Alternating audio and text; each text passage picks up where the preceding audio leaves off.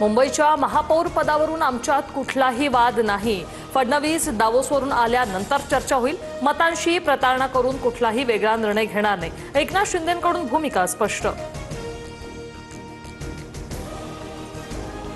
शिवसेना पक्ष बार्गेनिंग करणारा नाही. आमची लढाई सत्ता खुर्चीसाठी नसून महाराष्ट्राच्या विकासासाठी. विरोधकांनी त्यांचे नगरसेवक सांभाळावेत. महापौर पदासाठी अडीच वर्ष फॉर्म्युल्याच्या वृत्तावर शिंदेंची प्रतिक्रिया.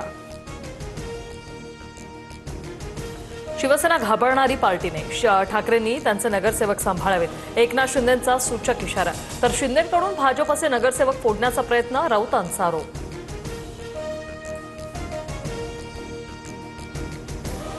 मुंबईतील नगरसेवक शिंदेंसोबत शिंदे साहेब योग्य निर्णय घेतील. संजय शिरसाट यांची प्रतिक्रिया. पुढील 8 दिवस मुंबई बाहेर जाऊ नका. भाजपच्या मुंबईमधील नवनिर्वाचित नगरसेवकांना सूचना. मुंबई महापालिकेत सत्ता स्थापनेला 8 ते 10 दिवस लागणार.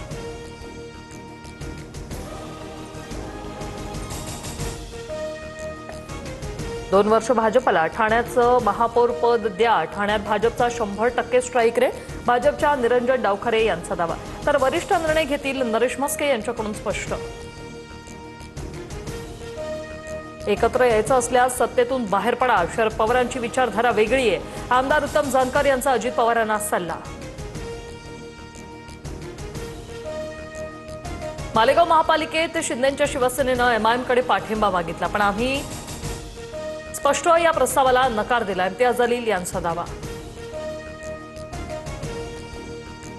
नगरसेवक यशवंत किल्लेदार यांची मनसेच्या गटनेतेपदी निवड. सर्व नवनिर्वाचित नगरसेवक उद्या कोकण भवनला जाऊन गट स्थापन करणार. आम्ही मराठीचा मुद्दा घेऊन काम करू. किल्लेदारांची प्रतिक्रिया. जागतिक गुंतवणूक परिषदेसाठी मुख्यमंत्री देवेंद्र फडणवीस दावोस दौऱ्यावर.